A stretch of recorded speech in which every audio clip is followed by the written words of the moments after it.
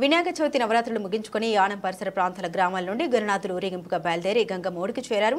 కోరిన కోరికలు తీర్చే యానంలో వెలిసిన పిల్లారాయుడు తెప్పోత్సవం యానం బీచ్ లో కన్నుల పండుగగా జరిగింది. ఈ కార్యక్రమానికి యానం రీజనల్ అధికారి N Muniswamy, municipal commissioner, police commissioner, Agnikula Kshatriya Sangham Yanam ప్రజలు ఈ కార్యక్రమాన్ని కన్నుల పండుగగా వీక్షించారు.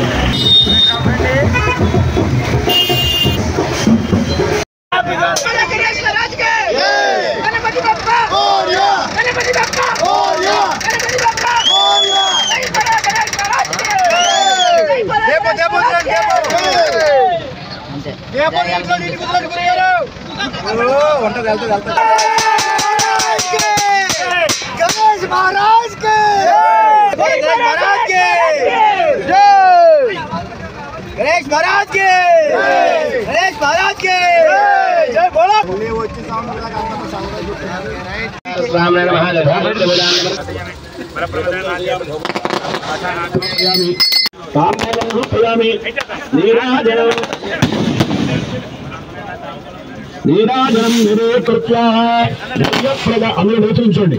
నర్యప్రదాం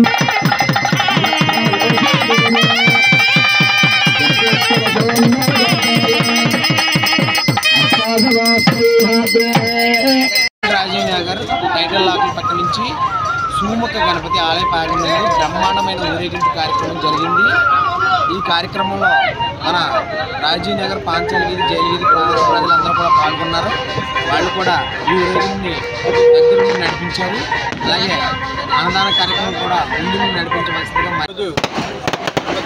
నవరాత్రులు పురస్కరించుకుని ఇవాళ 9వ రోజు కార్యక్రమాన్ని యానం అగ్నికుల క్షత్రియ సేవా సంఘం వారు తెప్పోత్సవాన్ని నిర్వహించడం జరుగుతుంది. ఇది 2007వ సంవత్సరం నుంచి కూడా కంటిన్యూగా మరి ఈ సంఘం నిర్వహిస్తూ అత్యంత వైభవంగా మరి పుదుచ్చేరి ఢిల్లీ అధికార ప్రతినిధి మల్లాడి కృష్ణారావు గారి ఆధ్వర్యంలో ఈ కార్యక్రమాన్ని ప్రజలందరికీ కూడా వైభవంగా చూపించాలనే ఉద్దేశంతో సంవత్సరానికి కార్యక్రమాన్ని పెంచుకుంటూ మరి వినాయక నిమజ్జనం రోజున ఈ కార్యక్రమాన్ని చేపట్టడం జరిగింది.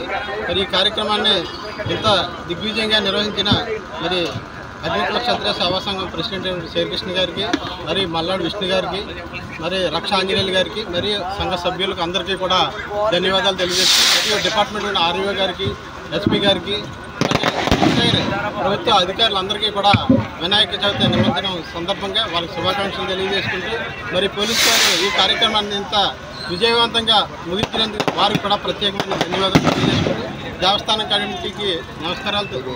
గురువు గారు అనేటువంటి పంతులు గారు మరియు మిగతా అర్చకులందరికీ కూడా మనస్ఫూర్తిగా ధన్యవాదాలు తెలియజేసుకుంటారు.